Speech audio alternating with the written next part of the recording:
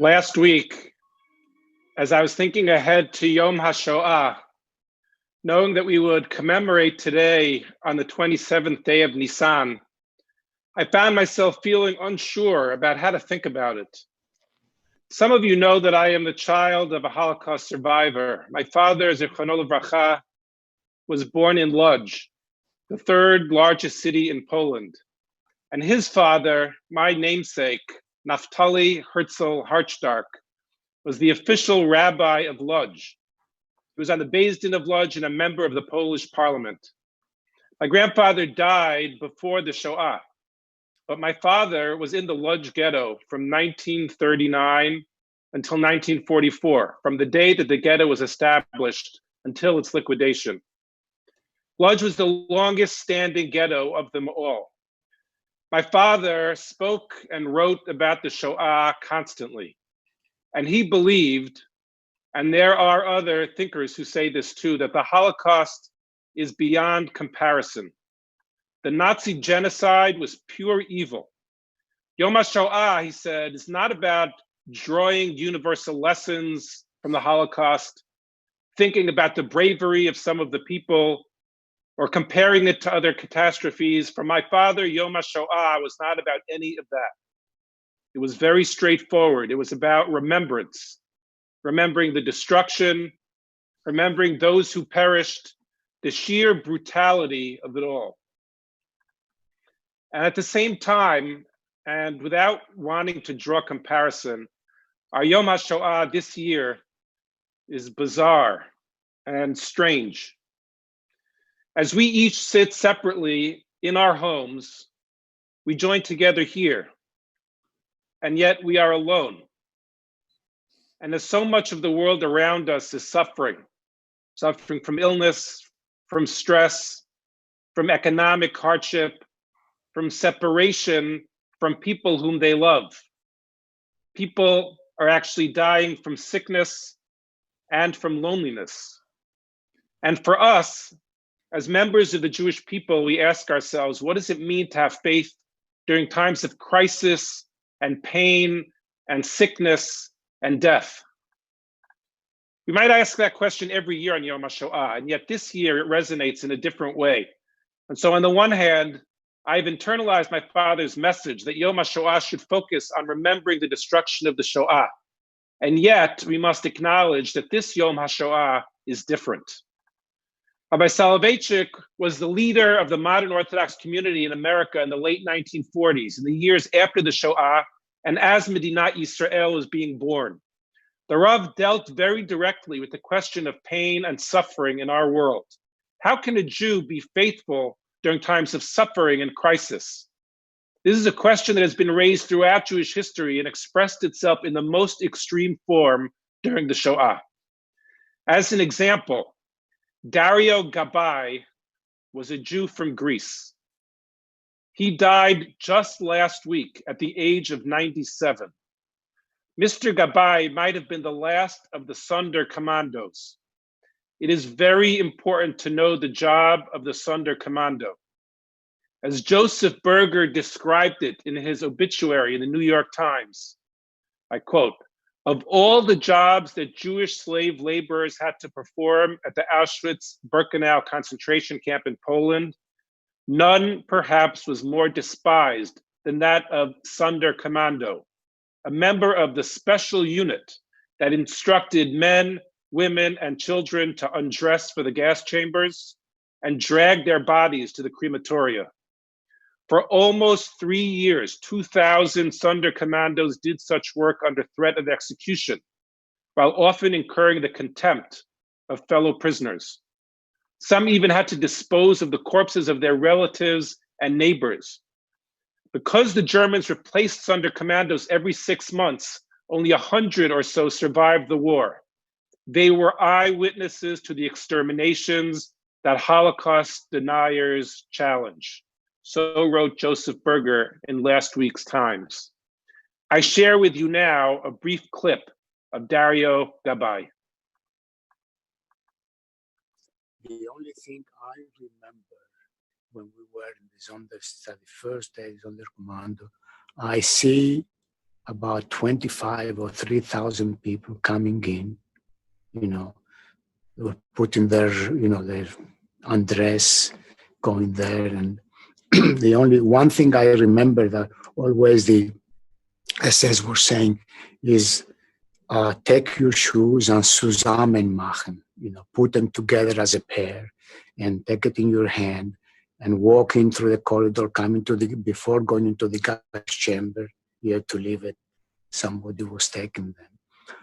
My first observations of that is that I saw 25 to 3,000 people going on the gas chamber, and they closed the doors, and then I knew that the SS threw the Cyclone B, from above 3-4 openings, and when it takes about 4 or 5 minutes to die, except the people that are in front where the gas is coming, then it takes about a couple of minutes. And after that, when after 15, 20 minutes, they open up the thing, the first thing I saw the people I saw 15 minutes before alive. I saw the mothers with the children standing up because the gas chamber will take maybe 500 people. It used to make 2,500 people. Everybody standing up. There was no room for anything else but standing up. And when you see that after, it's some of them are black and blues from the gas. It's something that I said to myself, how can somebody be able to survive in such an environment? Well, the first thing they did, they gave us a pair of scissors to start cutting their hair. Well, where do you go? You start the 1, 2, then I have to put my foot on top of somebody's stomach. And from the gas, I heard big. So I jump up 100 meters away, and I said to myself, how can I do it? There was a Polish guy there, and I said, where is God? And says, God, this is what God is. You have to be very strong to survive. And I said to myself, the only thing I can do, that's why I don't remember a lot of things. I said to myself, I am a robot, and I did just this to my mind.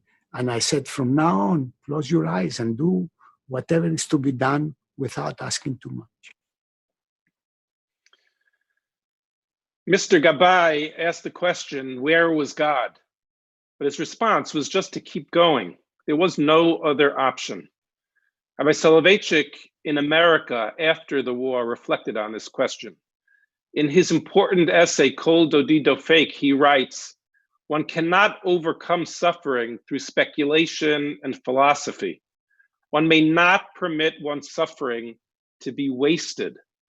The responsibility of the Jew who sees or experiences suffering is not to ask, why did this happen? It is to ask, what must I do under these circumstances? The purpose of Yahadut is not at such times to provide answers to philosophical questions, but to provide a framework to determine what I need to do. For Dario Gabay, this meant speaking out over and over again over the course of a lifetime to bear witness. He spoke many, many times about his experiences. For Sophie Engelsman, who moved to Palestine after the war, it took a different form. Please give your attention to this clip about Sophie Engelsman. במחנות ריכוז מ-26 לפברואר 1943 עד 15 ליוני 45. היינו 30 בנות שבאנו מלובלין, וההולנדיות הם די היו יחד. במהלך ה-27 חודשים הם העבירו אותנו כל הזמן ממחנה למחנה. הסיבה הייתה שהם רצו שאנחנו קוברים את האנשים שהם הרגו. השחרור היה שום דבר. הייתי בטרזינשטט והייתי מאוד חולה עם פלקטיפוס. אני הייתי 37 קילו, בקושי עמדתי על הרגליים. בכלל לא הרגשתי כלום וגם לא שמחה, כי אני ידעתי מה מחכה לי. אני ידעתי שאני לא אמצא אף אחד. אני חזרתי לרוטרדם והתחלתי עם כל המחשבות שלי בכל זאת לחפש. אמנם שידעתי שאין תקווה. בסוף הלכתי לדוד שלי ושם סיפרו לי שאף אחד כבר לא בחיים. אבא שלי קיירל, אמא שלי ז'נט, אח שלי בן, עוד אח הנס, הם אף אחד לא חזר. זה היה הכי גרוע מכל המלחמה. רציתי להיות אחות, זה מה שתמיד רציתי להיות. בשבילי חזרה לחיים היה להיות מיילדת. הייתי כל כך הרבה אנשים מתים, ילדים מתים, שלהביא חיים לעולם זה היה בשבילי הפרס. אני עבדתי יותר מ-30 שנה בתור מיילדת, יש לי 21 נכדים, וכל הנכדים והנכדות אני ילדתי. להיות מיילדת זה הכי שמח בחיים. In the wake of unprecedented human suffering, an attempt to wipe out the Jewish people, Sophie Engelsman committed herself to bringing new life into the world with love, with caring, and with tenderness. And this shaped the remaining decades of her life. Dario Gabay responded in his way. Sophie Engelsman responded in her own way. And as we know, some people responded through their commitment to Jewish practice, that nothing could stop their pride and their determination to live their lives as committed Jews. Here is Ruth Brand. I can tell you the Yom Kippur day in Auschwitz, in Birkenau. And then you realize how we had to help each other. That day, my cousin Chaya and I were working near the crematorium. And we had to dig in the ashes of our Kedoshim. My cousin and I decided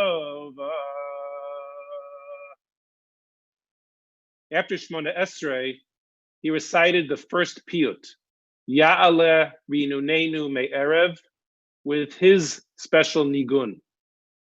As he finished, Hans Bibo called out from his seat, "How beautiful that is, sing it again."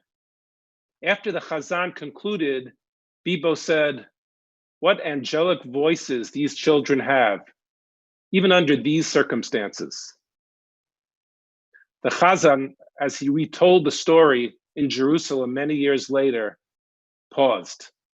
And he said, "These children were all sent to Auschwitz. I survived. But for all of them, this was their show of determination in the face of death." So said Chazan Raskin. Yesterday, I found the silent footage of Hans Bibo's trial before his execution.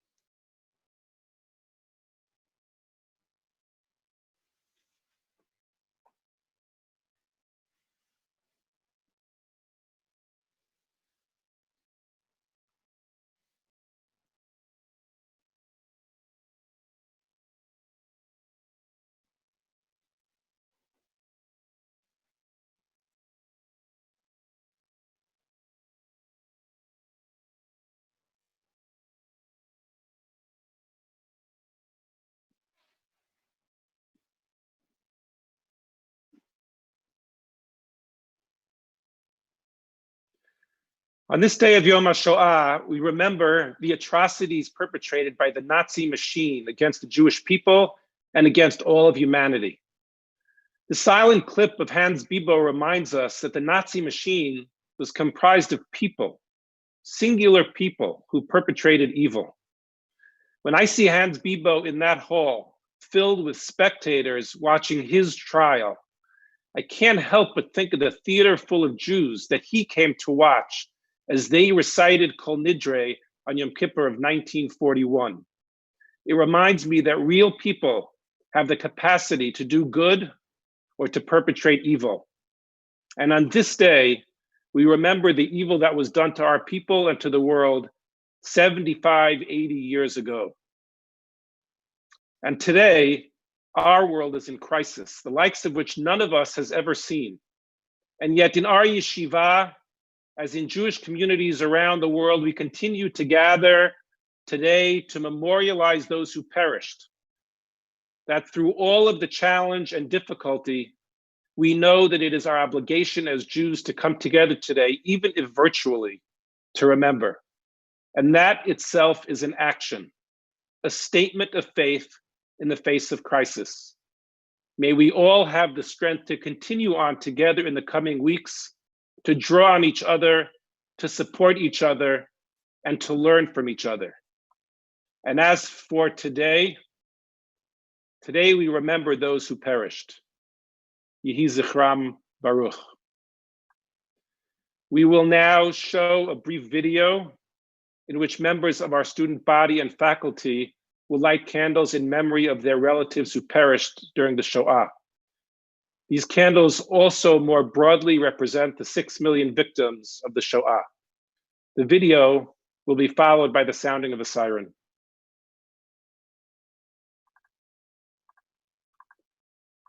I'm lighting this candle in honor of my great-great-grandfather, Avraham Yaakov Goldberger, who perished in Auschwitz during the Shoah.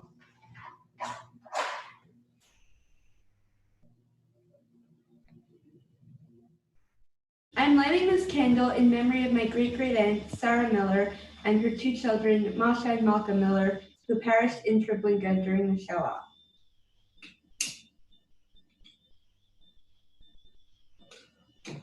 I'm lighting this candle in memory of my great-great-grandparents, Simcha Yosef and Sima Golda Shilover, who perished in the Warsaw Ghetto in the Shoah.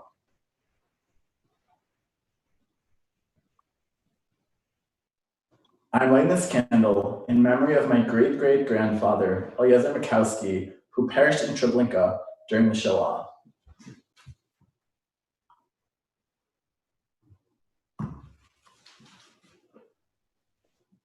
I'm lighting this candle in the memory of my great-grandfather's two sisters, Rivka bat Harav Binyamin Abraham and Ega bat Harav Binyamin Abraham, who along with their husbands and children perished during the Shoah.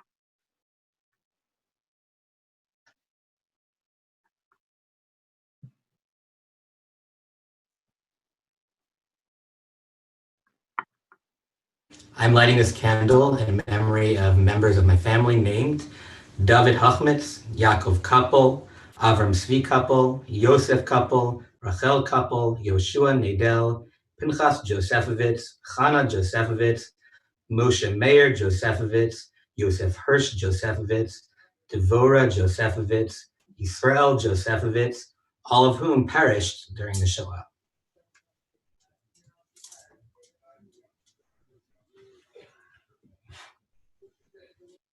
At this time, please rise for the siren and a moment of silence, followed by the Kel Malei Rachamim.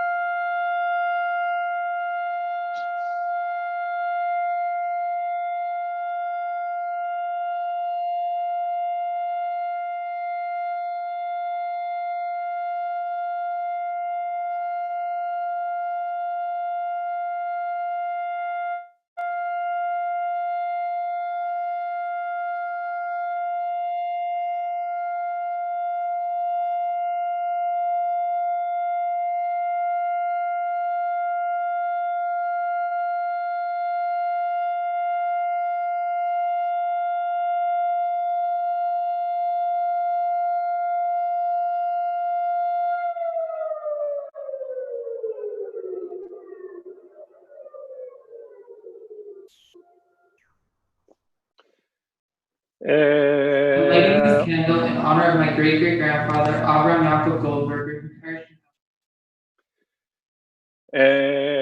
El Malei Rachamim Shochen B'Miromim Hamtzei Menucha Nechona Al Kanfei HaShechina B'Malos Kedoshim U'Teharim Kizohar Harakia Me'irim U'Masirim L'nishmos Shisha Milyonei Acheinu B'nei Yisrael Anoshim Noshim Yiladim V'Yilados Shenehergu Shenishchatu Shenisrafu Shenechneku, Shenitbeu, V'shenikberu Chaim, B'dei Hanatzim V'Ozreim, Imach Shema, U'masu es nafsham, Al Kedushas Hashem, Ba'avur, She'anu Mispalalim, Li'iloi nishmoseihem, Lachein Ba'al HaRachamim, Yastireim B'Seiser Knafav Li'olamim, V'yitzror Achayim, Es nishmoseihem, Began Eden Tehei Menuchasam, Adonai Hu Nachalasam, V'yanuchu B'Shalom Al Mishkavam, V'nomar Amen.